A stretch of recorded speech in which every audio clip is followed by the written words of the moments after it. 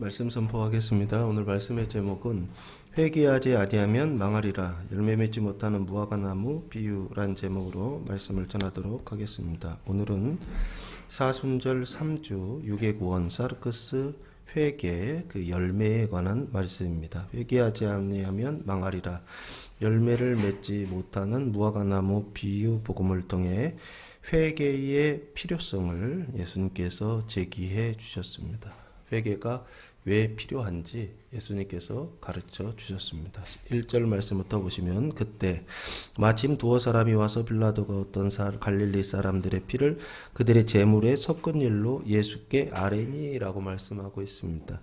그때라고 하는 것은 카이로스라고 하는 단어를 사용했는데 기회, 정해진 때다라고 하는 것입니다. 오늘 이 말씀이 기회가 되는 줄로 믿습니다. 이 말씀이 회개하는 기회가 되고, 이 말씀이 하나님 나라에 들어가는 하나님의 찬스, 기회가 되는 줄로, 정해진 때가 되는 줄로 믿습니다. 마침 두어 사람이 왔다라고 되어 있습니다. 그러니까 이 두어 사람이라고 하는 것은 어떤 특정한 사람을 얘기하는 것이 아니라 그냥 잘 모르는 어떤 사람들이 와서 지금 예수님께 이렇게 아랬다라고 하는 것입니다. 내용이 뭐냐면, 빌라도가 어떤 갈릴리 사람들의 피를 그들의 제물에 섞은 일, 이것을 아랬다라고 하는 것입니다. 빌라도는 누구죠? 로마 총독입니다. 그 로마 총독이, 이 뜻은 무슨 뜻이냐면요, 원래 빌라도라고 하는 것은 그 가문 이름이기도 합니다. 확고히 하다라고 하는 뜻을 가진 가문의 사람인데, 이 사람이 이스라엘의 총독으로 왔어요. 그래서 로마의 총독으로 이스라엘을 지금 다스리고 있었는데, 그 빌라도가 어떤 갈릴리 사람들의 피를 그들의 제물에 섞었다라고 하는 것입니다. 이 어떤 갈릴리 사람들의 피라고 하는 것은 예루살렘에 지금 왔어요. 원래 이 사람들이 살고 있는 데는 갈릴리 지역인데요. 그런데 이스라엘의 수도였던 예루살렘까지 지금 왔어요. 그 안에 뭐하러 왔느냐면 제사 드리러 왔습니다. 성전에 제사 드리러 왔는데, 그 제사 드리던 갈릴리 사람들의 피를 그들의 제물에 섞었다라고 하는 것은 무슨 얘기냐라고 했을 때, 그 성전에서 유혈 사태가 있었다라고 하는 것을 말씀하고 있는 게 아닌가 싶습니다. 그들의 제물에 섞은 일이라고 되어 있잖아요. 그러니까 갈릴리 사람들이 성전에서 제사를 드리고 있었어요. 그 제사를 드리고 있었는데, 이 제물이라고 하는 것은 뒤시야라고 하는 단어를 사용했는데요, 희생제물이란 뜻이고, 그리고 그 제물에 섞은 일이라고 하는 것은 짐승을 잡으니까 피가 나오죠. 그래서 그 피, 짐승의 피에 섞은 일로 말미암아 아랬다라고 하는 것입니다.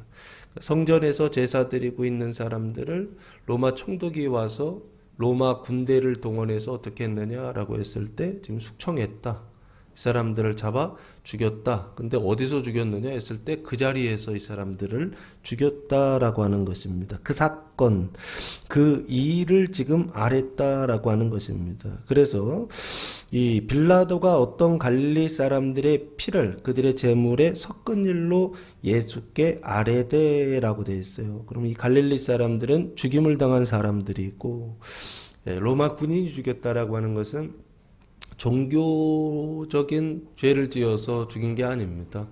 지금 이 사람들은 로마 사람들이 봤을 때 군인을 동원해서 죽였다라고 하는 것은 정치범이었다라고 보시면 좋을 것 같습니다. 정치범이라고 하는 것은 로마라고 하는 정치 체계, 식민지, 로마 식민지라고 하는 정치 체계를 뭐 하는 거냐라고 했을 때, 반대한다, 반역하는 사람들이다라고 총독은 인식했던 것 같아요. 그래서 어떻게 했느냐 했을 때, 군대를 동원해서 성전 안에서 이 사람들을, 제사 드리던 사람들을 잡아 죽였다, 이런 뜻입니다. 지금요. 그 일로 예수께 아랬다라고 하는 것입니다. 지금 이 예수께 아랬다라고 하는 것은 빌라도가 잘못됐다라고 하는 얘기를 하는 걸까요? 빌라도를 고발하기 위해서 이 사람들이 예수님께 와서 이걸 아뢰고 있을까요? 그게 아닙니다. 무엇을 말하고 있느냐 했을 때 2절 말씀에 예수님의 대답을 통해서 그 힌트를 좀 얻을 수가 있습니다. 대답하여 이르시되 너희는 이 갈릴리 사람들이 이같이 해 받음으로 다른 모든 갈릴리 사람보다 죄가 더 있는 줄 아느냐라고 물으세요. 지금 반문하고 있죠. 그 얘기는 무슨 얘기냐라고 했을 때 죄가 더 많다고 생각했던 것 같아요. 예를 들면 갈릴리에 있었던 사람들은 살아있거든요. 그 살아있는 사람들보다 이 사람들이 지금 죽었으니까 이 사람들의 죄가 어떻다? 더 많다라고요. 그렇게 생각했던 것 같아요. 그래서 예수님께서 지금 2절에서 이 사람들은 예수님께 와서 지금 고발하고 있는데 무엇을 고발하고 있느냐라고 했을 때 빌라도, 로마 총독 빌라도가 이 갈릴리 사람들 죽인 것을 고발하는 게 아니에요. 이 사람들이 죽었는데 그 사람들이 이렇게 죽은 이유는 뭐 때문이다? 죄가 많아서 죽었다라고 하는 얘기를 지금 예수님께 구하는 게 아닌가 싶습니다. 이유는 예수님의 지금 대답이 그렇게 돼 있어요. 더 많다라고요. 이 사람들의 죄가 더 많다라고 하는 대답을 통해서 이 사람들이 와서 지금 예수님께 고할 때에는 빌라도를 고발하는 것이 아니라 갈릴리 사람들의 그 죄를 지금 고발하고 있구나라고 보시면 좋지 않을까 싶습니다. 그러면 이 사람들의 죄가 뭘까요? 체제를 반대하는, 반역하는 죄다라고 그렇게 보시면 좋지 않을까 싶습니다. 그래서 정치적으로 보았을 때 로마가 식민지 통치를 하고 있었는데 그것에 대하여서 뭐 하고 있었던 거예요? 이건 독립운동을 하고 있었다라고 보아도 좋지 않을까 싶습니다. 그런 의식을 가진 사람들이 결국에는 어디까지 지금 간 거냐 했을 때 예루살렘 성전 안까지 지금 쫓겨 들어간 게 아닌가 싶어요. 그래서 로마 총독이 거기까지 쫓아 들어가서 결국에 이 사람들 잡아 죽이는 일이 예루살렘에서 발생했다는 것입니다. 그러면 여기서 말하고 싶은 게 뭐냐라고 했을 때 갈릴리 사람들의 지금 죄를 말하고 싶은 거예요. 무슨 죄냐라고 했을 때 지금 이렇게 해요. 로마에 반대하는 이 사람들의 죄에 대하여서 지금 어떤 사람들이 와서 예수님께 말하더라는 겁니다. 어떤 사람들이 누굴까라고 했을 때 한참 찾았어요. 이 사람들이 누굴까라고 했을 때 정답부터 말씀드리겠습니다. 이 사람들은 경계에 있는 사람들이다라고 보시면 좋을 것 같습니다. 갈릴리 사람도 아니고 나중에 예수님께서 두 번째 망하리라 그러시는데 그때는 예루살렘을 얘기하세요. 예루살렘 사람도 아니고 어디에 있는 사람들이냐? 그 중간에 있는 그 경계에 있는 사람들. 그래서 갈릴리와 사마리아 경계에 있었던 사람들, 사마리아와 예루살렘 그 경계에 있었던 사람들, 그러니까 사마리아인이라고 보시면 좋지 않을까 싶습니다. 그 경계, 지역적으로 보면 그 경계에 있었던 사람들이고요. 신앙적으로 봤을 때는 죄인도 아니고 의인도 아닌 그 가운데 있는 사람들이요. 갈릴리 사람도 아니고 예루살렘 사람도 아닌 그 가운데 있는 사람들이 와서 지금 예수님께 고발하는 겁니다. 이 사람들이 죄인이 죽었는데 그 사람들이 죽은 것은 그 사람들이 죄가 많아서 죽은 것 같습니다 라고 하면서 예수님께 지금 말씀을 드리더라 라고 하는 것입니다.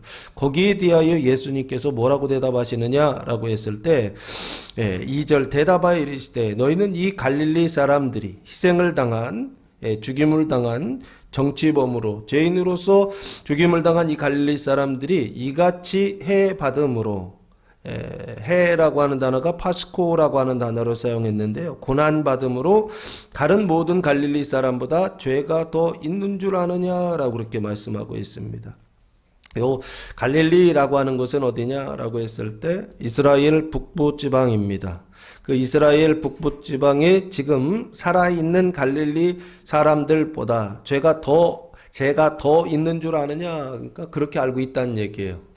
지금 이 사람 죽은 사람들은 죄가 많아서 죽었다라고 그렇게 생각하고 있더라라고 하는 것입니다. 여기에 대하여 이 죄라고 하는 단어는 하마르톨로스라고 하는 단어를 사용했는데요. 원래 뜻은 뭐냐 했을 때 벗어나는 겁니다. 어디에서 벗어나냐면 활을 이렇게 공수가 활을 쐈는데 관역에서 벗어나는 거, 이것을 죄, 하마르톨로스라고 하는, 하마르티아라고 하는 동사인데요. 이건 명사죠. 하마르톨로스라고 하는 단어를 사용했습니다. 관역을 맞추지 못하다 벗어나다. 그래서 행동을 잘못하다. 뭐 이런 뜻을 가지고 있습니다. 원래 그래서 성경에서 말하는 진짜 성경에서 말하는 죄, 이거 원어적인 의미이고요. 성경에서 말하는 죄는 뭐냐라고 했을 때 하나님의 말씀에서 벗어나 누구의 말을 사탄의 말, 뱀의 말을 듣고 있는 상태, 존재의 상태를 죄다라고 저는 그렇게 설명합니다. 죄가 뭐냐라고 했을 때 뭔가 살인이나 간음이나 도둑질이나 율법을 범하는 어떤 이런 죄를 죄라라고 이야기하죠. 그런데 죄의 근본적인 내용이 뭐냐라고 했을 때 하나님의 말씀을 듣지 않고 하나님의 말씀에서 벗어나서 누구의 말을 듣는 상태? 마귀의 말, 사탄의 말을 듣고 있는 존재의 상태. 이게 바로 죄의 상태다라고 계속 설명드렸습니다. 여기요. 죄가 더 있는 줄 아느냐라고 그렇게 말씀하고 있습니다. 그 얘기는 무슨 얘기냐라고 했을 때 갈릴리 사람들이 지은 죄가 많아서 그 죄 때문에 이 사람들은 하나님께 벌을 받아서 지금 죽었다. 라고 이 사람들은 생각하고 있는데 예수님은 거기에 대하여서 어떻게 해요? 반문하는 것입니다. 죄가 더 많아서 죽은 줄 아느냐라고요. 그러면서 하시는 말씀이 3절 너희에게 이르노니 아니라 너희도 만일 회개하지 아니하면 다 이와 같이 망하리라 라고 말씀하고 있습니다. 아니라 라고 말씀하세요. 그 얘기는 무슨 얘기인가요? 죄가 더 많아서 해를 받은 것 아니다 라고 하는 뜻입니다. 너희도 만일 회개하지 아니하면 다 이와 같이 망한다는 얘기는 너희도 그 갈릴리 사람들과 같은 상태에 있다란 얘기죠. 그러니까 이 사람들이 지금 사마리아 사람 그 경계에 있었던 사람들이 나는 죄인도 아니고 그렇다고 의인도 아닌 어떤 어정쩡한 이 중간 상태에 있었던 사람들이 갈릴리 사람들과 자기를 비교해 봤을 때 자기는 쟤들보다 낫다라고 하는 어떤 우위에 자기 자신을 우위에 두고 있었다라고 보시면 좋을 것 같습니다.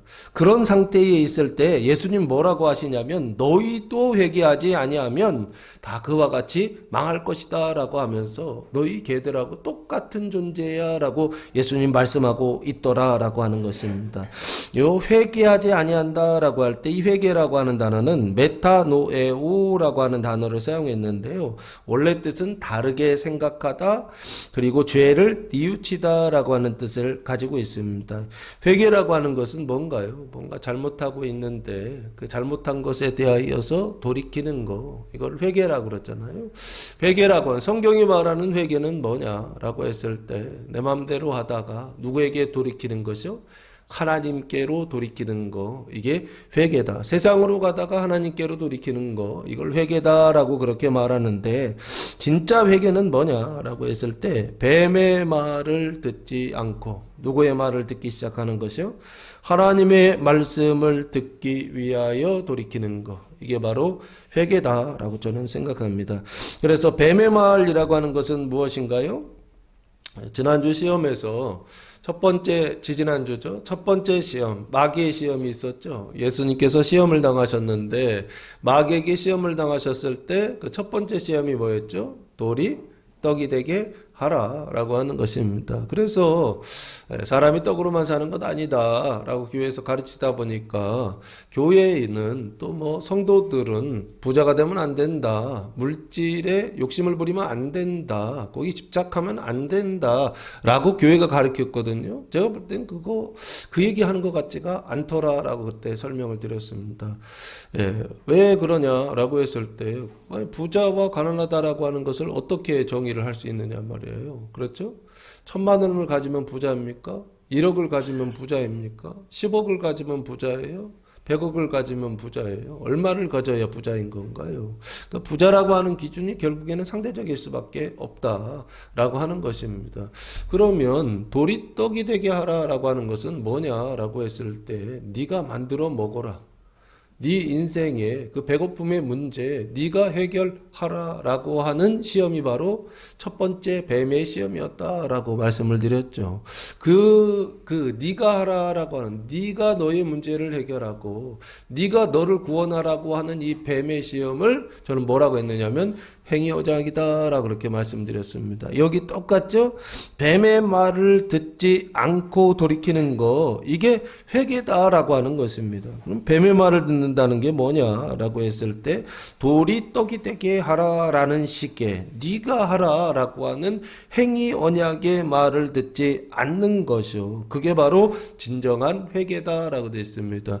네가 회개하지 아니하면 망하리라라고 하는 예수님의 이 말씀을 들으면 우리 안에서 어떤 반응이 나오나요? 아이고, 빨리 회개하고 망하지 말아야 되겠다라는 생각이 들지 않습니까? 그렇죠? 할렐루야. 회개하시기 바랍니다. 근데 이 회개하라 그러면 내가 회개해야 되겠다라는 생각이 들지 않습니까? 그러면 또 속는다고요. 이 얘기는 예수님이 니네가 회개하라 라고 한다면 그 뒤에 예수님께서 네가 회개하라고 첨부하셨을 것입니다. 근데 그게 없어요. 자세히 보시면 만일 회개하지 아니하면 이라고만 되어 있어요. 그러면 망하리라 라고 되어 있어요. 그러니까 니네 회개하라 이렇게 얘기 안 하세요. 이해되세요? 그 얘기는 왜 그러냐라고 했을 때 이 회개의 문제가 네가 할 수 있는 일이다 아니다라고 하는 걸 예수님께서 알고 계셨던 것이 아닌가 싶습니다. 그러면 뱀의 말을 듣지 않고 회개한다라고 하는 거, 돌이키는 거, 이걸 진짜 회개라고 한다면 네가 회개하라라고 하는 율법주의식으로 이 말씀을 해석하는 것이 아니라 뭐라고 해석해야 되느냐라고 했을 때 회개하려고 열심히 해보는 겁니다. 열심을 냈는데 회개가 돼야 안 돼요? 안 되지 않습니까? 교회 열심히 다니세요. 회개가 되던가요? 안 됩니다. 예, 설교 열심히 들어보세요. 회개가 되던가요? 안 됩니다. 성경 열심히 읽어보세요. 회개가 되던가요? 안 됩니다. 왜 안 되죠? 하나님이 하시는 일이기 때문에 그렇습니다. 지금 말씀드렸던 그 모든 일들이 사람의 일이 됐을 때는 그 일은 절대로 회개가 안 됩니다. 근데 그 일이 하나님의 일이 됐을 때는 회개가 됩니다. 왜 그러냐 했을 때 사람의 행위로 회개가 되는 것이 아니라 누가 하시는 일을 통하여 하나님께서 하시는 일을 통하여서 진짜 회개, 하나님의 회개가 시작된다라고 하는 것입니다. 그래서 회개하지 아니하면이라고 되어 있습니다. 여기 회개하지 않는다라고 하는 것은 너희도 만일 회개하지 않으면 다 이와 같이 망한다라는 얘기는 너희는 회개한다 못한다. 제가 볼 땐 못한다. 그 얘기를 하는 것입니다. 너희도 회개하지 아니하면 망한다고 했으니까 망하는 게 결론이죠. 그렇죠? 그러면 이 사람들은 어떻게 하느냐? 회개하려고 노력하겠죠. 그런데 노력하면 노력할수록 회개가 돼야 안 돼요? 안 된다고요. 뭐가 안 된다고요? 행위 언약에서 은혜 언약으로의 회개를 해야 되는데 행위 언약을 더 강화시키는 네가 해야 돼, 네가 해야 돼, 네가 해야 돼, 네가 회개를 해야 돼, 네가 돌이켜야 돼, 네가 그 잘못해서 돌이켜야 돼라고 하는 식으로만 하더라는 거예요. 그러면은 행위 언약에서 행위 언약으로 더 강화가 되죠. 자기 자신을 부인하는 것이 아니라 자기를 강화하는 쪽으로 회개를 한다고요. 그러니까 더 뭐가 되느냐면 독사가 되고 뱀이 되는 것입니다. 예수님 그래서 회개하지 아니하면 망하리라 라고 말씀하셨던 것은 너희의 결론이 그 갈릴리 사람들의 그 결론과 같다는 얘기를 지금 하고 싶으신 거예요.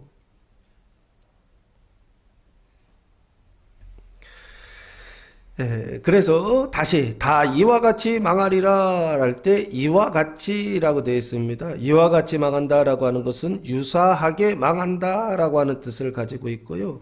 이 유사하게 망한다라고 하는 것은 아폴리미라고 하는 단어를 사용했는데 이 망한다라고 하는 단어는 아폴리미라고 하는 단어인데요. 완전히 파괴하다라고 하는 뜻을 가지고 있습니다. 이 아폴리미가 뭐냐라고 했을 때 요한계시록 20장 14절 15절 말씀해 보시면 아주 재밌는 단어가 하나 나옵니다. 사망과 음부도 불못에 던져지니 이것은 둘째 사망 곧 불못이라고 되어 있습니다. 이 불못은 뭐죠? 지옥이다라고 하지 않습니까? 그 불못을 지금 사망이라고 불러요. 근데 무슨 사망이다? 둘째 사망, 첫째 사망이 있겠네. 그렇죠? 그리고 둘째 사망이 있는데 그 둘째 사망은 뭐냐라고 했을 때 불못에 들어가는 영원한 형벌이다라고요. 지금 성경이 말씀하고 있는 게 아닌가 싶습니다. 이 둘째 사망이 어디에 언약되어 있죠? 창세기 2장 17절 말씀해 보시면 에덴 동산을 하나님께서 창설하시고 나서 아담에게 첫 번째 언약을 하나 하시죠. 그게 17절 말씀입니다. 선악을 알게 하는 나무의 열매는 먹지 말라. 네가 먹는 날에는 반드시 죽으리라 하시니라 라고 되어 있습니다. 네가 먹으면 어떻게 된다? 죽는다 라고 되어 있죠. 그럼 네가 먹지 않으면 죽지 않는다라고 하는 언약이요. 이거는 어디에서 주신 언약이냐? 에덴 동산에서 주신 언약입니다. 타락하기 전인가요? 후인가요? 타락하기 전입니다. 그래서 완전한 상태에 있었던 아담에게 주신 언약, 이게 바로 이 첫 번째 언약, 먹으면 죽고 먹지 않으면 살리라라고 하는 이 언약을 주셨습니다. 이 언약은 원래는 뭐냐 했을 때 이게 행위 언약입니다. 행위 언약은 누구한테 주신 것이냐라고 했을 때 그 죄와 사망을 완전히 이긴 아담한테예요. 그 죄와 사망이 없는 아담한테 주신, 타락하기 이전에 아담한테 주신 언약이 바로 행위 언약입니다. 행위 언약은 누구만 지킬 수 있느냐라고 했을 때 그 죄와 사망을 완전히 이긴 자들만이 지킬 수 있는 언약입니다. 그러나 문제는 뭐라고요? 이 상태에 있는 사람들이 없다고요. 그래서 늘 어떻게 해요? 행위 언약으로서는 구원받을 수 없다라고 했던 것입니다. 내가 회개하고 내가 예수를 믿고 구원받는다? 이게 불가능하다라고 하는 것입니다. 왜요? 나는 죄인이기 때문에 그렇다라고 하는 것입니다. 내가 죄인이 아닐 때에는 내가 회개하고 내가 믿고 하는 어떤 일들이 가능합니다. 근데 문제는요, 내가 죄인일 때에는 그 죄와 사망의 종노릇하기 때문에 된다? 안 된다? 안 된다라고 하는 것입니다. 그럼 어떤 사람은 되고 어떤 사람은 안 되고 그런 것인가요? 아닙니다. 로마서 3장 9절 말씀해 보면 사도 바울이 아주 분명하게 말씀하고 있더라고요. 도망갈 수 있는 사람들이 있느냐라고 했을 때 없다라고 아주 분명하게 말하는데요. 로마서 3장 9절부터요 18절까지 말씀인데요. 그러면 어떠하냐? 우리는 나으냐? 결코 아니라. 유대인이나 헬라인이나 다 죄 아래 있다고 우리가 이미 선언하였느니라. 유대인이나 헬라인이나 세상의 모든 사람들은 다 어디 아래 있다? 죄 아래 있다라고요. 사도 바울이 선언했다라고 하는 것입니다. 그 죄 아래 있다라 할 때 이 죄라고 하는 게 뭐냐라고 했을 때 원죄 아래 있다라고 보셔도 좋을 것 같습니다. 사람은 태어나는 그 순간부터 죽을 때까지 어디 아래 있다? 원죄 아래에 있다라고 하는 것입니다. 이 원죄를 이기지 못하고서는 절대로 자기 행위를 통하여서 자기를 구원할 수 있다 없다? 없다. 회개할 수 있다 없다? 없다라고 하는 것입니다. 그래서 10절 말씀에 기록된 바 구약의 말씀입니다. 의인은 없나니 하나도 없으며 깨닫는 자도 없고 하나님을 찾는 자도 없고 다 지우쳐 함께 무익하게 되고 선을 행하는 자도 없나니 하나도 없도다. 선을 행하는 자, 구약시대에 선을 행하는 자 있다 없다? 없다. 근데 거의 없다가 아니죠. 하나도 없다라고 말씀하고 있죠. 그들의 목구멍은 열린 무덤이요 그 혀로는 속임을 일삼며 그 입술로는 독사의 독이 있고 그 입에는 저주와 악독이 가득하고 그 발은 피 흘리는데 빠른지라. 파멸과 고생이 그 길에 있어 평강의 길을 알지 못하였고 그들의 눈앞에 하나님을 두려워함이 없느니라 함과 같으니라 라고 말씀하고 있습니다. 성경을 읽을 때마다 뭐를 깨닫는 것이냐라고 했을 때 자기의 상태를 깨닫는 것입니다. 내가 누구인지를 깨닫는 거라고요. 그래서 구약을 읽을 때마다 내가 누구인지를 깨닫느냐 했을 때 내가 육신으로 죄인이구나라고 하는 것을 깨닫습니다. 그리고 신약을 읽을 때는 뭘 깨달아요? 내 영혼의 상태가 죄인이구나라고 하는 것을 깨닫습니다. 그래서 육신의 죄와 영혼의 죄를 깨닫게 하는 책, 그게 바로 뭐냐 했을 때 성경책입니다. 그래서 하나님께서 지정하신 은총의 수단이 하나 있습니다.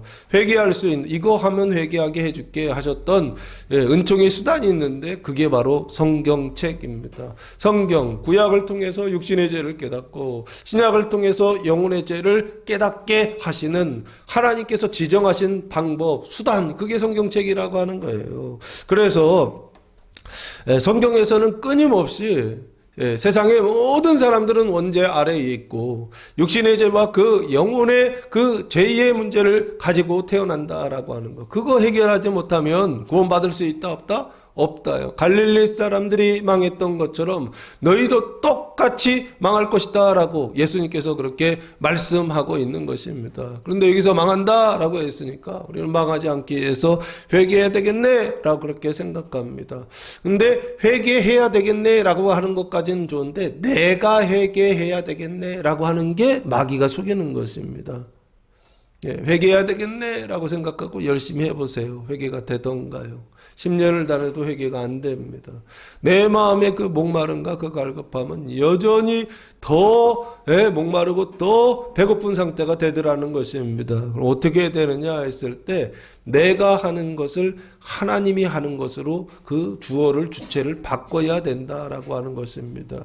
내가 할 때는 안 되는데요. 내가 할 때는 불가능한데요. 하나님께서 하실 때에는 어떻다? 쉽더라 라고 하는 것입니다. 그래서 어떻게 하라? 회개하기 위하여 믿어라 라고 했던 것입니다. 회개하기 위하여 구원받기 위하여 믿어라 라고 했던 것입니다. 뭐를 믿어라? 너 자신을 믿어라? 아닙니다. 너 자신은 무능, 할 수 있는 힘이 없고 너 자신은 무지, 할 수 있는 지혜가 없다라고 하는 것을 깨닫고 능력이 있고 지혜가 있으신 하나님을 믿음으로 어떻게 해요? 구원을 받아라 라고 성경이 끊임없이 말씀하고 있습니다. 그런데 우리는 그렇게 작동해야 안 해요? 안 합니다. 누가 해야 된다? 내가 해야 된다라고 작동하지 않습니까? 그래서 광야가 있는 것입니다. 그래서 고난이 있는 것입니다. 그래서 망하는 일이 있는 것입니다. 이따 나중에 세 번째 보면 찢어버리리라 그러시거든요. 찢기는 일이, 인생이 찢기는 그 고난들이 있는 것입니다. 망하고 찢기는 그 이유가 뭐냐라고 했을 때 이것 때문에 그렇다라고 하는 것입니다. 하나님의 회개를 해야 되는데 사람들이 이 세상을 살아가면서 둘째 사망의 문제, 이 망하는 문제를 해결하지 아니하고 어떻게 하더라? 끊임없이 사람의 회개만을 하더라는 것입니다. 하나님의 회개를 해야 되는데 사람의 회개를 해요. 행위 언약에서 돌이켜서 은혜 언약으로 바뀌어야 되는데 바뀌지를 않아요. 그래서 계속 인생 가운데서는 고난이, 광야가 있더라. 하나님이 일부러 거기를 데리고 가시더라라고 하는 것입니다. 그 광야의 내용 중에 민수기 1장부터 36장까지 보시면요, 크게 광야 생활 40년 생활이 거기 26장, 25장까지 나와 있습니다. 26장에서는 인구조사가 나와 있고요. 인구조사할 때는 사람들이 출애굽했던 1세대들이 다 죽었습니다. 그리고 출애굽 2세대들이 가나안 땅에 들어가는 2세대들의 그 숫자가 기록되어 있거든요. 그 사건을 보면요, 크게 보면 7가지 사건이 나옵니다. 이전에 출애굽 1세대, 처음 출애굽했던 1세대들이 다 죽어요. 7가지 사건을 다 통해서 다 죽어요. 그래서 이스라엘이 망하는데요, 지금 여기요, 예수님께서 뭐라고 말씀하시냐면 회개하지 아니하면 이와 같이 망하리라 라고 그렇게 말씀하고 있습니다. 우리 안에 행위 언약이 있다고 한다면 망해야 될 줄로 믿습니다. 우리 안에 자기를 신뢰하는 믿음이 있다고 한다면 망해야 될 줄로 믿습니다. 우리 안에 사람의 지혜를 의지하고 있다고 한다면 망해야 될 줄로 믿습니다. 이게 자연 법칙이라고요. 지금 이제 겨울이 지나서 따뜻한 봄이 오지 않았습니까? 이제 봄도 그냥 훅 지나가고 여름이 온다고 하더라고요. 4월부터요. 자연 법칙은요, 반드시 봄이 오면 여름이 오고 여름이 오면 가을이 오고 가을이 오면 겨울이 오고, 이게 우리나라의 자연 법칙입니다. 그렇죠? 바꿀 수 있나요? 없나요? 없어요. 마치 영적인 원리도 똑같습니다. 회개하지 않으면 망해야 되는 것입니다. 예? 회개하지 않으면 망할 수밖에 없는 것입니다. 왜 그렇죠? 그렇게 세팅되어 있기 때문에 그렇습니다. 원리가 그렇게 되어 있기 때문에 그렇습니다. 그래서 사람의 회개요.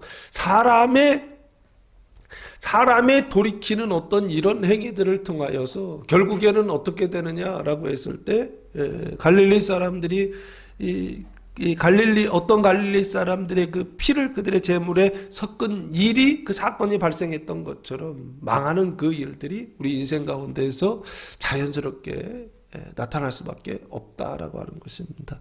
그래서 그런 경우들이 있잖아요. 이 얘기는 무슨 얘기냐면 이런 거예요. 나는 그냥 뭐라 그럴까? 죄인도 아니고 의인도 아니고 그렇게 그냥 평범하게 살고 있는데 이 갈릴리 사람들은 눈으로 봐도 얘들은 죄인인 거예요. 나는 그냥 평범한 거고 쟤는 나쁜 놈인 거예요. 근데 그 나쁜 놈들이 망하는 것을 보고 지금 말하는 것입니다. 저 사람들이 죄가 망해서 망했죠 라고요. 우리도 똑같이 그렇지 않습니까? 세상에 어떤 천재지변이라든지 인재지변이라든지 여러 가지 사건이요. 사람이 죽는다든지 그런 일들이 막 발생하지 않습니까? 그런 일들이 발생했을 때 여러 가지 일이 있지만 그 중에서 나쁜 놈들이 죽으면 뭐라고 여기하고 똑같이 생각하더라는 거예요. 이해돼요? 그 나쁜 놈들이 죽은 것은 그 나쁜 놈들이 지금 이렇게 고난을 받는 것은 그 사람들이 죄가 많아서 그렇다라고 똑같이 생각하더라는 거예요. 근데 지금 여기도 똑같아. 우리 신앙생활 하면서 보면요. 어떤 사건이나 사고나 그래서 막 사람이 죽고 어떤 일들이 일어나면요. 항상 그 사람들이 죄가 많아서 그래 라고 얘기하시는 분들이 있어요. 이해되세요? 그런데 예수님의 관점은 뭐냐라고 했을 때 그 사람의 죄가 더 많아서 망한 것이 아니라 너희도 똑같아 그 얘기를 하고 싶은 것이라고요. 너희는 아닌 척 하지 마라고 얘기하신다고요. 그 사람들이 행위 언약에 있는 것처럼 너희도 똑같이 행위 언약에 있고 그 사람들이 죄인인 것처럼 너희도 똑같이 그 원죄 아래에 있어서 그래서 뭐 할 수밖에 없는 존재냐? 망할 수밖에 없는 존재야. 시간의 차이만 있은 것뿐이지 그 사람들이 먼저 망한 것뿐이지 너희도 똑같은 존재야 라고 예수님께서 그렇게 말씀하고 계시더라 라고 하는 것입니다. 그래서 이와 같이 망하리라 라고 예수님 말씀하시면서 뭐라고 말씀하시냐 라고 했을 때 회개하지 않으면 이와 같이 망한다 라고 말씀하고 있습니다. 사람의 일을 회개하지 않으면 이와 같이 망한다 라고 하는 것입니다. 그러나 하나님의 회개하여서 하나님의 일을 하기 시작하면 이 사람은 망한다 안 망한다? 안 망한다, 승한다 라고 보셔도 좋을 것 같습니다. 4절 말씀해 보시면 또 실로암에서 망대가 무너져 치어 죽은 18사람이 예루살렘에 거한 다른 모든 사람보다 죄가 더 있는 줄 아느냐라고 말씀하고 있습니다. 실로암에서 라고 되어 있는데요. 실로암은 뭔가요? 예루살렘 안에 있는 연못의 이름이 실로암입니다. 그 뜻이 뭐냐면요. 보내다라고 하는 뜻을 가지고 있는 우물이에요. 우물이라고 보시면 됩니다. 시드기야 시대에 시드기야 왕이 그 예루살렘 성전 바깥에 있었던 기온에서 물을 이렇게 돼서 예루살렘 안에다가 물이 들어오게끔 수로를 내서 물이 들어오게끔 해서 안에다 만든 연못이 바로 이 실로암이다라고 그렇게 보시면 좋고요. 그 실로암이 어느 쪽에 있느냐라고 했을 때 남동쪽에 있어요. 남동쪽 예루살렘 성에서 아마 동남쪽 이렇게 남동쪽 동남쪽 이렇게 보시면 좋을 것 같아요. 근데 동쪽이다라고 보시면 좋을 것 같습니다. 그 실로암에서 망대가 무너져 할 때 이 망대는요. 예루살렘 성에 있었던 망대다라고 보시면 좋을 것 같습니다. 예루살렘 성이 있고 동남쪽에 성이 있고 그 망대의 바로 옆에 뭐가 있었냐면 실로암이라고 하는 연못이 있었다라고 보시면 좋을 것 같고요. 실로암에서 망대가 무너져 치어 죽은 18사람이라고 되어 있습니다.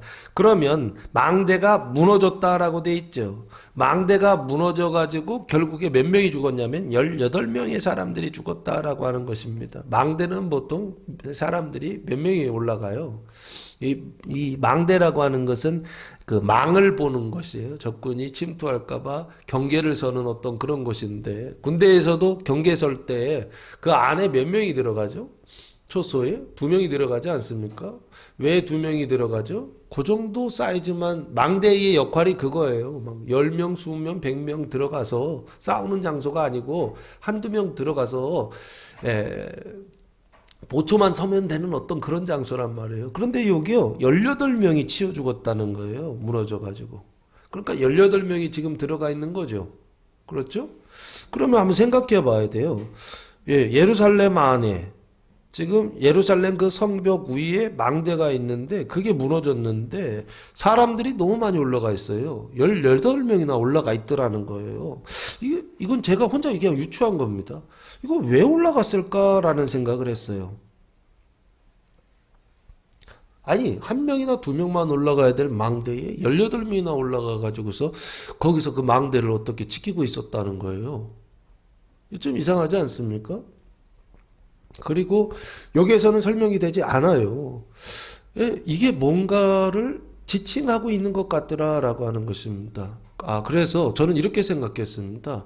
아까 갈릴리 사람들은 반역을 위해서 예루살렘에 올라왔다고 한다면 이 사람들은 종교적인 행위를 위해서 지금 동쪽에서 누가 들어오시느냐면요, 메시아가 오실 것을 언약하고 있거든요. 그래서 이 동쪽 망대는 항상 하나님의 임재의 어떤 장소로서 동쪽 문은 사람들이 왔다 갔다 할 수 있어요, 없어요? 없어요. 예루살렘 동쪽 문은 닫혀 있어요. 누구만 들어오기 때문에? 하나님만 들어오기 때문에 닫혀 있거든요. 그 동쪽에 있는 망대가 여기 바로 지금 실로암 망대라고 하는 것입니다. 18명이나 거기 올라갔었다라고 하는 것은 이게 신앙인들이 아닐까. 뭐를 기다리는요? 메시아를 망대 기다리는 신앙인들이 아닐까라고 하는 그런 생각을 해보았습니다. 그러면 망대가 치어져 죽은 18사람을 예수님께서 지금 말씀하시는 건 이 사람들이 질문한 게 아니에요.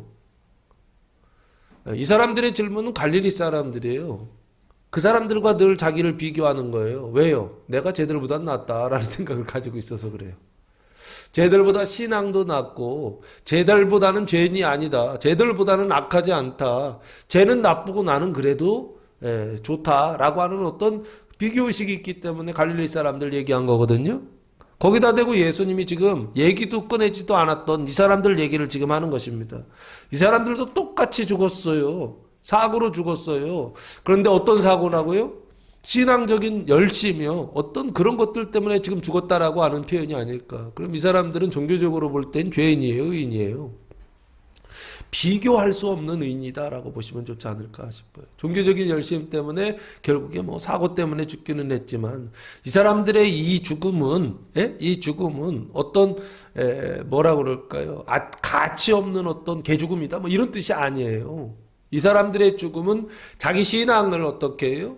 그 신앙을 지키기 위하여서 예수 그리스도는 아니죠. 메시아를 기다리면서 그 자리에 18명이나 올라가가지고 있다가 결국에는 사고가 나는 어떤 이런 것들을 지금 설명하고 있는 게 아닌가 싶습니다. 제 이 말씀을 드리는 이유는 뭐냐 했을 때, 이 죽은 18사람은 예루살렘 사람이고, 그리고 사람들이 볼 때에 뭐라고 지칭하는 사람들이냐라고 했을 때 의인이라고 지칭하는 사람들, 갈릴리 사람들은요 죄인이라고 지칭하는 사람들, 자칭 죄인이라고 그렇게 늘 그렇게 부르던 사람들이라고 한다면 여기 예루살렘의 망대가 무너져 치여 죽은 18사람은 어떤 사람들이냐 했을 때 의인이라는 거예요. 의인이요. 이해되시죠? 비교할 수 없는 의인이라는 거예요. 너희하고 보았을 때. 신앙적으로 영적으로 봤을 때 이 사람들은 의인임에도 불구하고 뭐라고 얘기하시느냐? 예루살렘에 거한 다른 모든 사람보다 죄가 더 있는 줄 아느냐 그러시거든요. 그러면 죄가 더 있다 없다? 없단 얘기예요. 그러면서 5절 너희에게 이르노니 아니라 그러세요. 죄가 더 많아서 벌받은 것 아니다라고 하는 것입니다. 너희도 만일 회개하지 아니하면 다 이와 같이 망하리라. 죄인도 망하고 자칭 죄인도 망하고 자칭 의인도, 아니 자기 스스로 죄인이다 자기 스스로 의인이다라고 하는 사람들이 손가락질해서 죄인이다라고 하는 사람도 망하지만 자칭 의인이라고 하는 사람들도 어떻게 해요? 망하리라 라고 예수님 말씀하시더라 라고 하는 것입니다. 여기서 망한다 라고 하는 것은 마태복음 25장 46절 말씀해 보시면 요걸 말씀하고 있는 게 아닌가 싶습니다. 마태복음 25장 46절 말씀해 보시면 예수님께서 양과 염소 비유 말씀하시거든요. 인자가 올 때에 그들은 영벌에, 염소입니다. 그리고 의인들은 영생에 들어가리라 하시니라 라고 말씀하고 있습니다. 여기요, 지극히 작은 자를 영접하지 않는 자, 그 사람들은 영벌에 들어간다 라고 말씀하셨는데, 지금 여기요, 망하는 사람들은 누구를 얘기하느냐 라고 했을 때 영벌에 들어가는 사람들 지금 말하는 것이 아닌가 싶고요. 그 영벌에 들어간다 라고 하는 것은 결국에 뭘 얘기하느냐 라고 했을 때 이제 죄의 문제를 넘어서 사망의 문제를 예수님께서 말씀하고 있는 게 아닌가 싶습니다. 이유는요, 너희도 만일 회개하지 아니하면 다 이와 같이 망하리라 라고 하셨거든요. 이 이와 같이라고 하는 게 결국에 죄 때문에 망한다라는 얘기인데, 4절에 그 죄라고 하는 단어가 나오잖아요. 다른 사람보다 죄가 더 있는 줄 아느냐 할 때 이 죄라고 하는 단어가요, 하마르티아, 하마르톨로스라고 하는 단어가 아닙니다.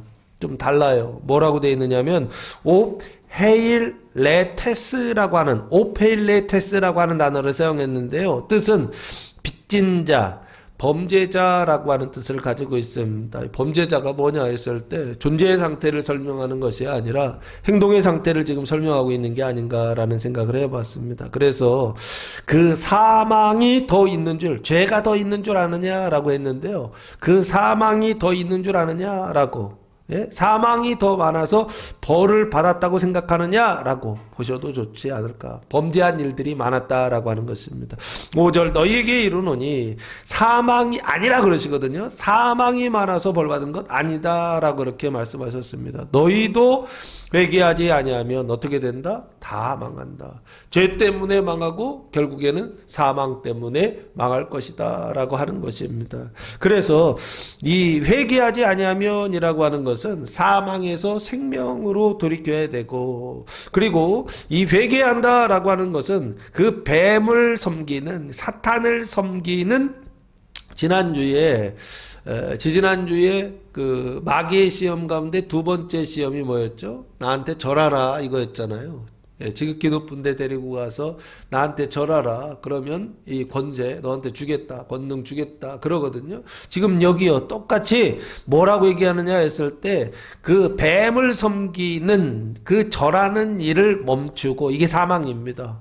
뱀을 섬기는 일이고 뱀에게 절하는, 마귀에게 절하는 일이 이게 사망이란 말이에요. 사망의 종노릇한다라고 하는 게 이게 눈으로 볼 때는 범죄하는 일인데 실제적으로는 뱀을 섬기는 일입니다. 그 일을 어떻게 하는 거예요? 회개하지 아니하면, 사망에서 생명으로 회개하지 아니하면 그리스도를 섬기는 절하는 일을 시작하지 아니하면이라고 보시면 좋을 것 같습니다. 그러면 사망을 부인하고 생명을 시인하는 것인데, 사망을 부인하는 게 뭐냐? 자기를 뭐 하는 거예요? 강화하는 일을 부인하는 것입니다. 그리고 생명으로 회개한다라고 하는 것은 무슨 일을 하느냐 했을 때 자기를 부인하는 일을 시작하는 것입니다. 자기 자신을 부인하는 거예요. 자기 자신을 괴롭히는 것입니다. 그게 바로 뭐냐 했을 때 이 두 번째 회개를 지금 성경에서 말씀하고 있는 게 아닌가 싶습니다. 만일 회개하지 아니하면 다 이와 같이 망하리라 라고 말씀하고 있습니다. 그래서 하나님께서 무슨 일을 하시느냐라고 했을 때 뱀을 섬기는 것이 아니라 누구를 섬기라고, 하나님을 섬기라고, 우리의 삶 속에 찾아오셔서 하나님께서 하시는 일은 뭐냐라고 했을 때 자기를 부인하게 하시는 일이요, 자기를 강화하지 못하게 하시는 일들을 끊임없이 하시더라라고 하는 것입니다. 그래서 자기를 그래도 그럼에도 불구하고 계속 강화하면 하나님께서 작동이 뭘 하느냐면 망하는 일들로 작동하더라라고 하는 것입니다. 하나님이 우리의 삶 속에 오셔서 일을 하시는데 회개하지 않으니까, 자기를 계속 강화하니까 하나님은 어떻게 해요? 망하게 하시고 망하게 하시더라는 것입니다. 그런데 하나님 오셔서 일하시는데 어떻게 해요? 자기를 계속 부인을 해요. 그러면 하나님은 그의 삶 속에서 어떻게 작동하실까요? 승하는 쪽으로, 승리하는 쪽으로 일하시더라라고 하는 것입니다. 사랑하는 성도 여러분, 하나님이 여러분의 삶 가운데서 망하게 하실 때나 승하게 하실 때나 모든 것이 나를 구원하시는 하나님의 일이다라고 하는 것을 깨닫고 기뻐할 수 있는, 교회와 성도들 되시기를 예수님의 이름으로 축복합니다. 마지막으로 6절 말씀해 보시면 이의 비유로 말씀하시되 하시면서 첫 번째 갈릴리 사람들 망하고 두 번째 예루살렘 실로암 망대가 무너져서 치여 죽은 18사람 망하고 뭐 이 얘기 하시고 나서요 구체적으로 비유를 말씀하시는데 이 비유가 딱 이 사람들 얘기예요. 이 비유로 말씀하시되라고 말씀하시는데 9절까지가 다 비유인데요. 그 비유의 내용을 보니까 지금 뭘 얘기하시나 이유를 지금 설명하고 있어요. 어떤 이유냐 했을 때 너희가 지금 망하지 않은 이유를 지금 설명하고 있습니다. 여러분이 지금 망하지 않는 이유요. 예? 회개하지 않고서도 갈릴리 사람처럼 망하지 않고 예루살렘 사람들처럼 망하지 않고 지금 우리가 여기 존재하고 있는 그리고 지금 여기서 우리가 살아가고 있는 그 이유를 지금 6절부터 비유를 통해서 말씀하시더라라고 하는 것입니다. 예, 비유로 말씀하시되 유사한 이야기로 말씀하셨다는 것입니다. 한 사람이 포도원에 무화과를 심은 것이 있더니 와서 그 열매를 구하였으나 얻지 못한지라 라고 말씀하고 있습니다. 아주 복잡한 내용들이 이 안에 들어있습니다. 한 사람이라고 하는 것은 비유예요. 눈으로 볼 땐 사람이지만 영으로 볼 땐 하나님을 지금 지칭하고 있는 것입니다. 아버지께서 포도원을 창설하셨어요. 그 포도원은 무엇인가요? 이사야. 이게 하나하나가 다 비유입니다. 이사야 5장 7절 말씀인데요.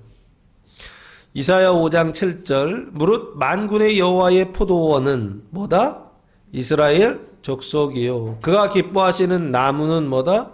유다 사람이라. 포도원이니까 포도나무라고 생각했던 것 같아요. 그래서 그 포도나무는 누구냐면 유다 사람이라 그랬습니다. 그들에게 정의를 바라셨더니 도리어 포학이요. 그들에게 공의를 바라셨더니 도리어 부르짖음이었도다라고 그렇게 말씀하고 있습니다. 그러니까 이 포도원이라고 하는 것은 눈으로 볼 때는 이스라엘 족속을 말하는 것입니다. 그리고 포도나무, 그 포도원 안에 포도나무가 있는데요. 이 포도나무는 유대 사람들, 예루살렘 사람들이다라고 그렇게 유대지방 사람들이다라고 보시면 좋을 것 같고요. 남유다를 지금 얘기하는 것입니다.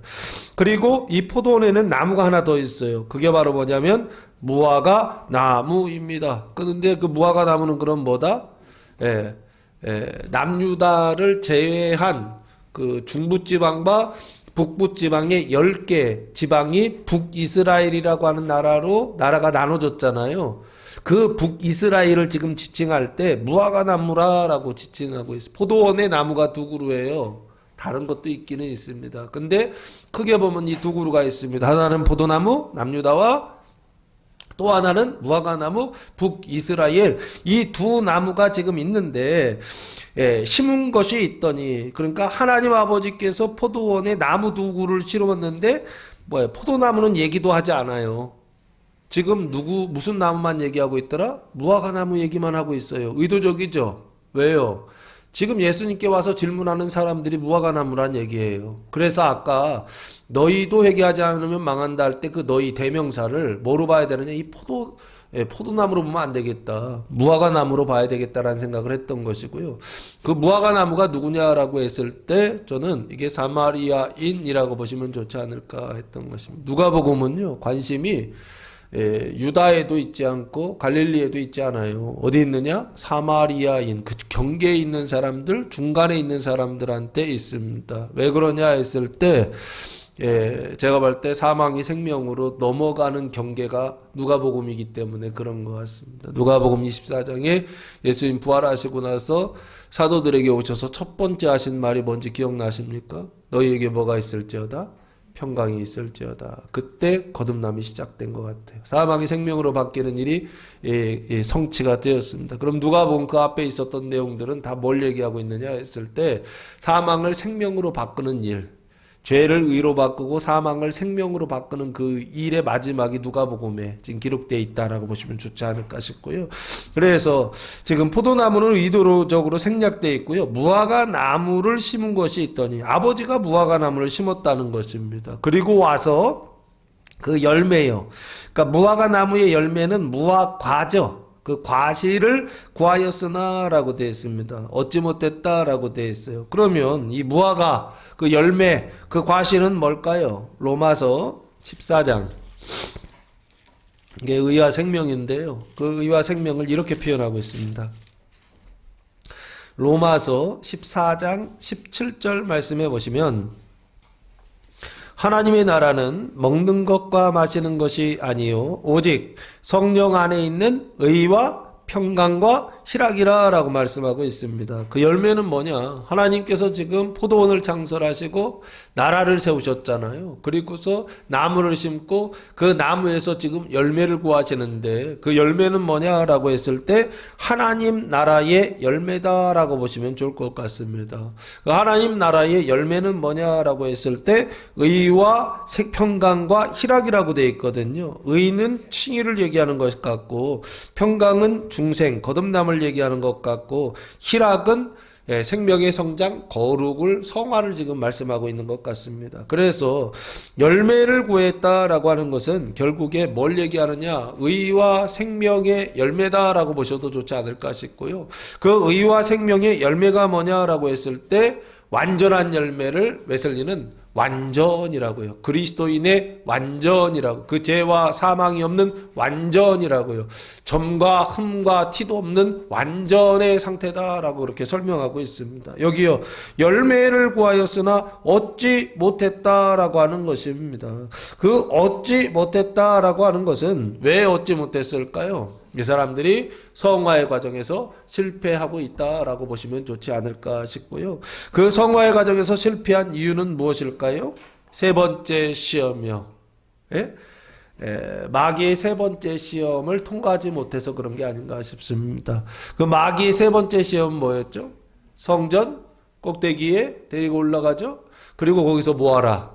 뛰어 내리라 라고 시험하죠. 그죠? 그때 예수님 뭐라고 말씀하십니까? 주 너의 하나님을 시험하지 말라라고 말씀하시죠. 그러면 그 마귀의 시험은 누구를 시험하는 거다? 하나님을 시험하는 것이다 라고. 하나님께서 예수님께서 이 시험은 하나님을 시험하는 거야 라고요. 알려주셨던 거예요. 근데 그 마귀의 시험의 상태에 우리가 있다고요. 우리가 늘 이 세상을 살면서 하나님을 신뢰하는 것이 아니라 하나님을 늘 시험하는 상태에 이거 하나님께서 하시는 일인가? 늘 그래요. 네? 이거 하나님께서 하시는 일인가? 그래요. 네? 그러면서 하나님을 늘 시험합니다. 그게 우리 상태라고요. 그래서 이 사람들이 지금 열매를 구했으나 하나님께서 얻지 못했던 근본적인 이유가 뭘까? 세 번째 시험에서 통과하지 못했다라고 보시면 좋지 않을까 싶습니다. 그 세 번째 시험에서 통과하지 못했다라고 하는 것은 결국에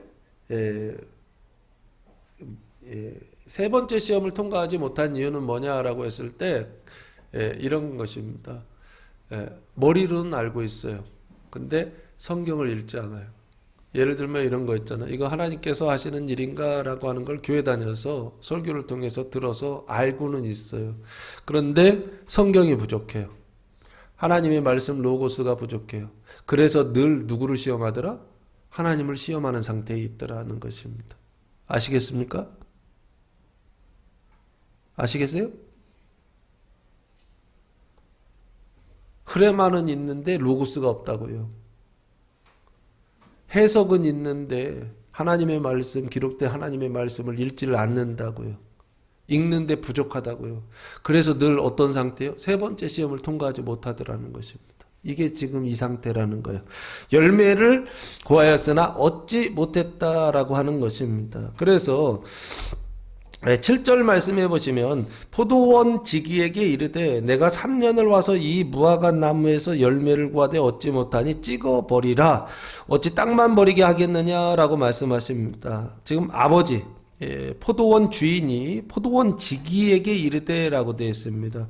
그 포도원 지기는 누구냐라고 했을 때 포도원을 지키는 사람입니다. 그 포도원을 지키는 사람은 누군가요? 지금 당시에는 예수님이시다라고 보시면 좋을 것 같고요. 그 포도원 지기에게 이르되라고 되어 있어요. 지기라고 되어 있네. 지기요. 포도원을 지키는 사람을 얘기하는 것입니다. 그러니까 마치 포도원을 지키는 사람을 직이라고 그러거든요. 근데 포도원을 지킬 수 있는 능력이나 지혜가 없어요. 그러면 이거 직인가요? 제가 볼 땐 이건 직위가 아니죠. 포도원 직위가 아닙니다. 그냥 형식적으로만 포도원 직위를 세우는 거지 실제적으로는 직위가 될 수가 없어요. 어쨌든 여기요. 포도원을 지키는 사람이 되려면요. 두 가지가 다 있어야 됩니다. 로고스도 있어야 되고 크레마도 있어야 됩니다. 포도원 직위에게 이르되 그게 예수의 상태입니다.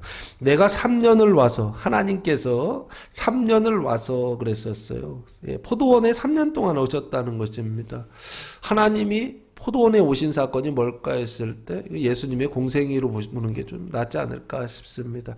3년을 와서 이 무화과 나무에서 열매를 얻되 이 무화과 나무는 북이스라엘 그 갈릴리와 사마리아인이라고 보시면 좋을 것 같습니다. 이 무화과 나무에서 열매를 구하되라고 되어 있습니다. 그 성화와 완전의 열매를 구하되 구하되라고 되어 있잖아요. 그 얘기는 반드시 하나님은 구하러 오신다 안 오신다. 열매를 구하러 오신다. 우리가 성경을 읽어야 되는 이유가 뭡니까? 하나님 찾아오시기 때문에 그렇습니다. 찾아오셔서 열매를 구한다라고 하는 것입니다. 하나님께서 열매를 구하시는데 달라고 하시는데 열매가 없다. 그러면은 어떻게 된다고요? 찍어버려라 라고 말씀하신다라고. 이걸 기억하시기 바랍니다. 찍어버려라 라고요. 이건 마귀가 하는 게 아니에요. 지금 이 얘기는요. 찍어버려라 라고 하는 이 말을 하나님이 아버지께서 지금 하신다고요. 그럼 이 찍어버리는 건 좋은 거예요? 나쁜 거예요? 좋은 거다라고 설명드렸던 것입니다. 왜 그렇죠? 이렇게 찍어줘야 구원을 받을 수 있는 기회가 옵니다. 찍어지지 않으면 구원받을 수 있는 기회가 없기 때문에 찍어지는 그 일은, 망하는 그 일은 그것 자체로는 나쁜 것입니다. 그러나 장기적으로 길게 보면은 망하고 찍히는 그 일은 우리 구원에 있어서 필수적이다라고 하는 것입니다. 얻지 못하니 찍어버리라 라고 말씀하십니다. 이 찍다라고 하는 것은 에콥토라고 하는 단어로 사용했는데 베어버리라, 넘어뜨려라, 좌절시켜라, 방해하다라고 하는 뜻을 가지고 있습니다. 결국에 하나님이 방해하신다는 거예요. 하나님께서 내 안에 좌절을 시키고 낙심, 그 시키는 분이 누구냐 했을 때 하나님이 그 일을 하신다라고 하는 것입니다. 뭐가 없어서? 열매가 없어서입니다. 성화의 과정 속에서 뭐가 부족하다? 로고스. 하나님의 말씀을 머리는 알고 있다니까요. 근데 마음으로 내려가야 되는데 못 내려가? 못 내려간다. 육신의 행동으로 내려가야 되는데 못 내려간다는 것입니다. 뭐 때문에요? 로고스가 부족해서 그런 것입니다. 기록된 하나님의 말씀이 부족해서 그런 것입니다. 그 말씀이 차야만 어떻게 되느냐라고 했을 때 내려갈 수가 있는 것입니다. 열매를 얻을 수가 있는데 열매를 얻지 못하니 찍어버리라 말씀하시더라는 거예요. 어찌 땅만 버리게 하겠느냐. 왜? 땅만 버리게 하겠네. 무엇 때문에 땅만 버리게, 쓸모없게, 헛되게 하겠느냐라고 그렇게 말씀하고 있습니다. 이것이 지금 현재 아버지의 입장이고 아버지의 태도입니다. 하나님은 지금도 열매를 구하시고 그리고 그 열매 때문에 열매 없음을 통해서 뭐하라? 찍어버리라 라고 말씀하시는 분이 아버지 하나님이시다라고 하는 거, 이거 기억하시기 바랍니다. 지금 망하고 찍히는 일 없다고 해서 하나님이 열매를 구하지 않는다라고 생각하시면 안 된다고요. 지금 현재 하나님의 입장은 뭐냐라고 했을 때 열매를 구하러 오셨는데 열매 없는 것을 보시고 뭐라고 말씀하시냐? 찍어버리라 라고 말씀하시는 분이 아버지시다라고 하는 것입니다. 지금 아버지께서 지금 여기 오셨다고요.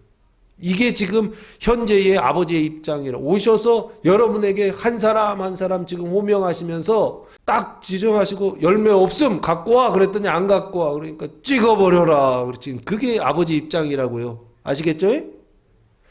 뭐 아버지 입장은 조금 이렇게 뒤에 멀리 미래에 찍어버려라 뭐 이렇게 생각하시면 안 되고 지금 아버지 입장이 찍어버려라라고요. 그런데 왜 안 찍고 있느냐라고 했을 때 8절 말씀 때문에 안 찍는다는 거예요. 대답하여 이르되 포도원 지기가 아버지께 지금 대답하는 겁니다. 하나님께 대답하여 이르되 대답하는데 그 내용이 뭐냐면요. 중보하고 있어요. 그 예수님의 중보를 지금 보여주고 있습니다. 주인이요, 아버지라고 보시는 게 좋을 것 같고요. 금년에는 그대로 두소서라고 되어 있어요. 지금은 그대로 두라라고 하는 것입니다. 내가 두릅하고, 이유는 거름을 주겠다. 하나는 땅을 파고, 그리고 두 번째는 거름을 주겠다라고요. 그 후에 열면, 그 후면은 내년인가요? 금년인가요? 내년이라고 보이시잖아요. 근데 금년이에요. 예. 지금 여기서부터 내가 땅을 파겠다는 얘기고요. 지금 여기서부터 내가 거름을 주겠다는 거예요. 그래서 가을에 추수할 때쯤 돼. 금년 가을이라고 보시면 좋을 것 같습니다. 예. 그래서 열매가 열면 조건이와 그렇지 않으면 뭐 하소서? 찍어버리소서. 이해되세요? 하나님의 뜻에 반대하는 건가요? 아니죠. 근본적으로는 하나님의 뜻을 아들도 쫓아가는 거예요. 로고스도 예수님도 쫓아가게 돼 있어. 찍어버리는 것이 하나님의 뜻이고 지금 예수님도 찍어버리라고 말씀하신다고요. 그러나 다만 지금은 찍지 말라는 거예요.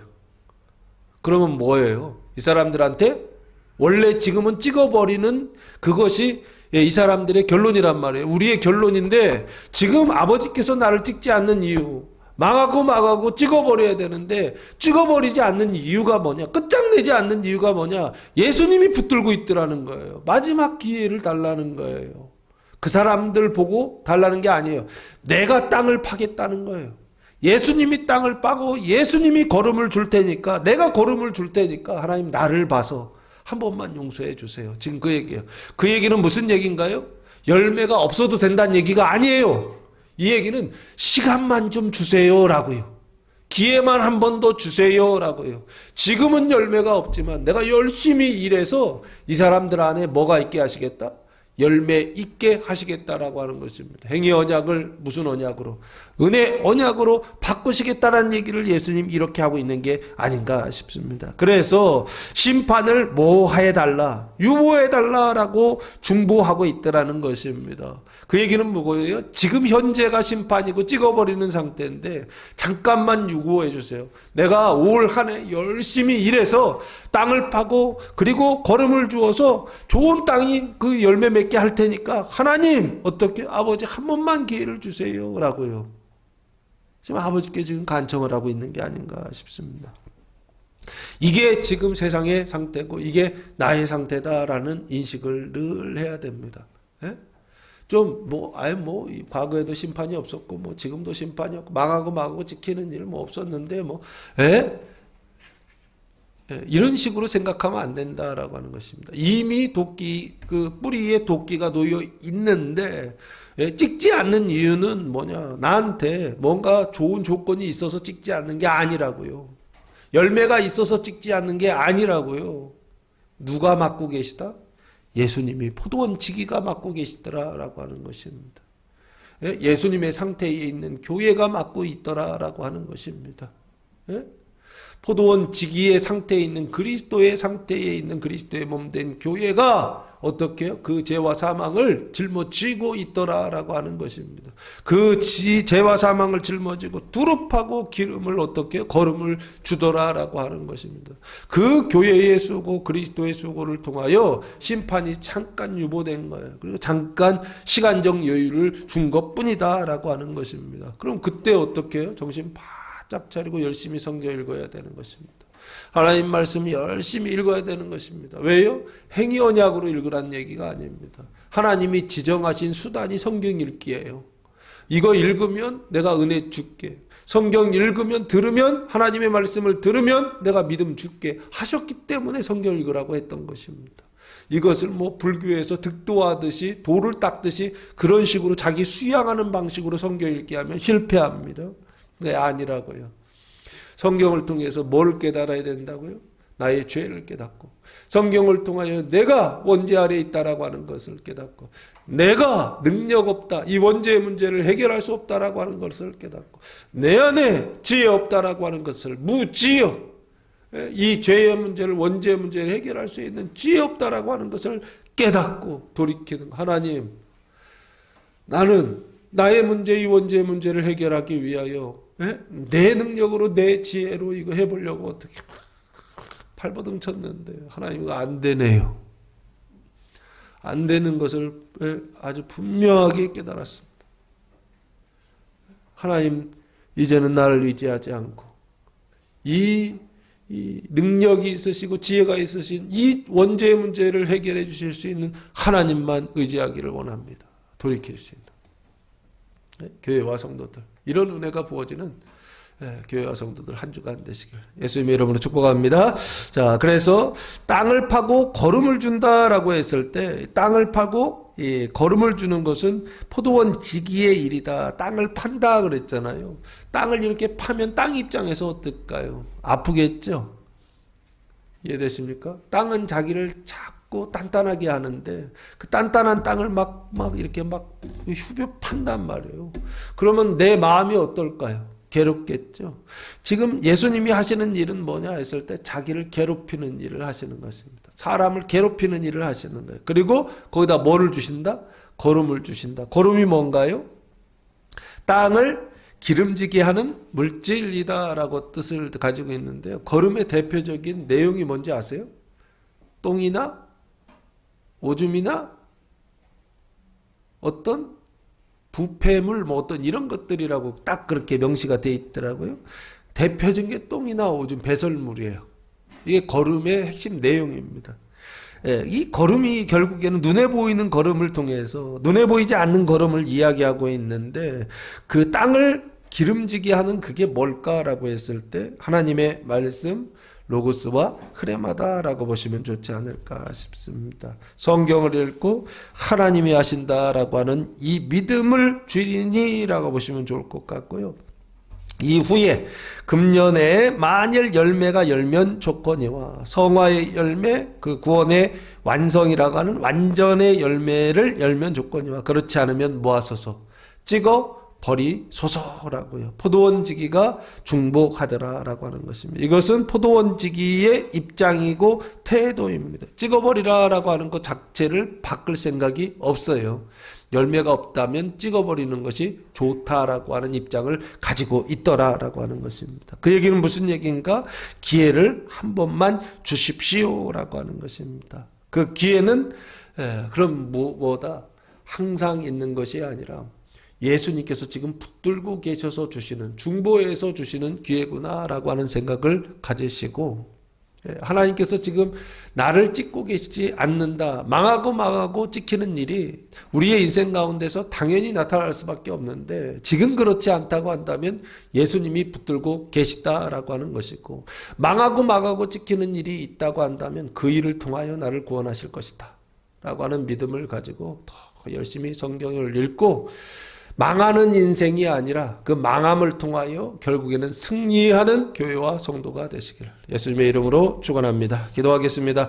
사랑과 은혜가 풍성하신 아버지 하나님, 감사와 찬송과 영광을 올려드립니다. 예수님의 고난과 죽음을 기억하는, 회개하지 않으면 망하리라 열매 맺지 못하는 무화과나무 비유 복음이 선포될 때 말씀을 믿고 따름으로 하나님의 참된 회개가 있게 하시고, 망하지도 않고 찢기지도 않는 교회와 성도들 되게 하옵소서. 혹시 우리의 삶 속에 망하고 찢기는 일이 있다 하더라도 하나님, 성경을 읽고 믿음으로 마지막까지 승리하는 교회와 성도들 되게 하옵소서. 이제는 우리 주 예수 그리스도의 은혜와 하나님 아버지의 무한하신 사랑하심과 성령의 교통하심이 사랑하는 성도들 머리 위에와 가정 위에와 교회 위에 이제로부터 영원토록 함께 하시기를 간절히 축원하옵나이다. 아멘.